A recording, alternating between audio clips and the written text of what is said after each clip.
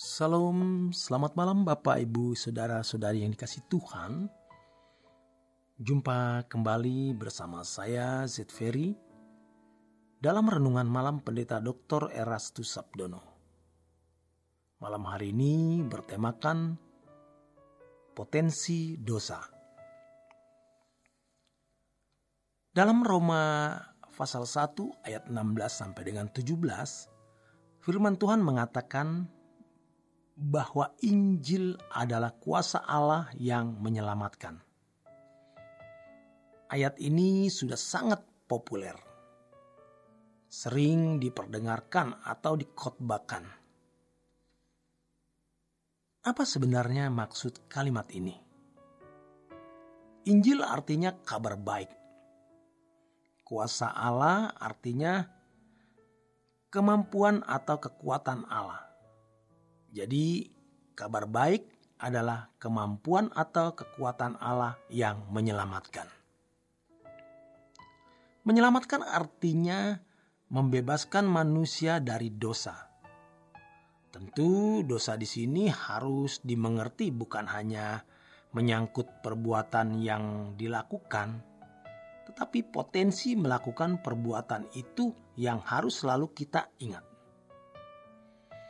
Seseorang yang tidak berbuat salah bukan berarti hidup dalam kebersalahan. Seseorang yang tidak berbuat dosa bukan berarti tidak ada keberdosaan. Yang mau diselesaikan ini adalah keberdosaan atau keberadaan salah karena adanya potensi dosa di dalam diri seseorang. Kalau Injil hanya menyelamatkan manusia dari perbuatan dosanya, maka tidak perlu ada kebenaran yang diajarkan dalam Injil. Dan juga tidak perlu Roh Kudus. Tuhan Yesus juga tidak perlu 3,5 tahun memberitakan kebenaran dan menjadi teladan. Jika dia datang menjadi anak tukang kayu, namun tidak dibaptis dan tidak disalib, berarti dia hanya menyelesaikan akibat perbuatan dosa, tetapi tidak menyelesaikan potensi dosa atau kodrat dosa di dalam diri manusia. Justru kebenaran Injil dan Roh Kudus merupakan kuasa Allah untuk menyelesaikan masalah keberadaan manusia yang berpotensi memberontak kepada Allah. Sebab selama masih ada potensi dosa, berarti masih ada potensi memberontak. Hal kebersalahan atau keberdosaan itu bukan hanya ditentukan dengan perbuatan dosa yang dilakukan, tetapi potensi dosa di dalam dirinya. Jadi kalau kita mau masuk surga, apalagi menjadi anggota keluarga kerajaan Allah, kita harus menerima penggarapan Allah supaya potensi dosa di dalam diri kita dihancurkan. Inilah kabar baik itu. Kabar baik terkait dengan kuasa Allah yang menyelamatkan. Jadi jangan diisi dengan pengertian lain. Kabar baik adalah kuasa dari Allah yang bisa menyelesaikan masalah keberdosaan manusia. Bukan hanya menyelesaikan akibat perbuatan dosa, tetapi potensi dosa. Kata baik tentu harus diisi dengan pengertian yang benar. Dalam sejarah gereja sampai hari ini, telah terjadi banyak penyimpangan terhadap pengertian Injil. Kata baik sering diartikan sebagai cara mudah masuk surga. Makanya orang-orang Kristen yang naif sering berbangga diri memiliki Yesus karena merasa sudah memiliki cara mudah masuk surga. Banyak orang Kristen naif yang mencibir perbuatan baik lalu berkata, "Kamu berbuat baik apapun tidak akan selamat." Karena keselamatan bukan karena perbuatan baik.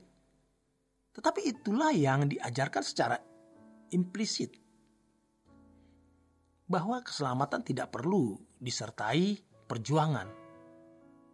Perjuangan dipandang sebagai sikap tidak menghargai anugerah. Seakan-akan perjuangan dipandang sebagai menyangsikan kasih karunia yang diberikan Allah. Perbuatan baik sering dicurigai sebagai usaha mendapatkan keselamatan dengan cara sendiri. Dikesankan pula bahwa dalam anugerah, manusia hanya menerima apa saja yang ditentukan oleh Allah. Bagi orang Kristen pada umumnya, Allah sudah menentukan mereka masuk surga. Ironinya, pemikiran ini sudah terpola menjadi premis dan landasan berpikir yang sangat kuat. Cara berpikir seperti ini dikaitkan dengan kabar baik sebagai cara mudah masuk surga tanpa perjuangan. Kesalahan ini telah diwarisi dari tahun ke tahun, bahkan sebenarnya dari abad ke abad. Sehingga telah membangun landasan berpikir atau premis bahwa keselamatan itu sudah otomatis dimiliki orang Kristen yang mengaku Yesus sebagai Tuhan dan Juru Selamatnya. Sejatinya ini adalah kemelesetan cara berpikir terbesar yang membuat banyak orang Kristen tidak pernah mengalami dan memiliki keselamatan. Sebab penyelesaiannya hanya penyelesaian akibat perbuatan dosa, tetapi tidak benar-benar menyelesaikan potensi dosa itu. Padahal Alkitab berkata, "Kerjakan keselamatanmu dengan takut dan gentar." Ironis, akibat salah pengertian terhadap kekristenan tersebut telah membuat kekristenan menjadi sekedar agama, bukan merupakan jalan hidup.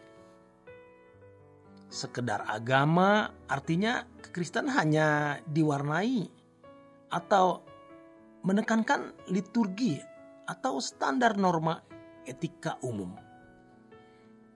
Memang mereka tidak mengajarkan orang Kristen jadi jahat, tetapi tidak mengerti maksud tujuan keselamatan, yaitu agar manusia menjadi sempurna seperti Bapa atau serupa dengan Yesus. Kekristenan seperti ini lambat laun akan hanya menjadi sebuah agama yang menjenuhkan dan lambat laun akan ditinggalkan pengikutnya karena tidak ada pesona di dalamnya. Ini sebuah kekeliruan dan kita jangan seperti ini. Demikian kebenaran firman Tuhan malam hari ini. Selamat berjuang, selamat beristirahat, Tuhan memberkati.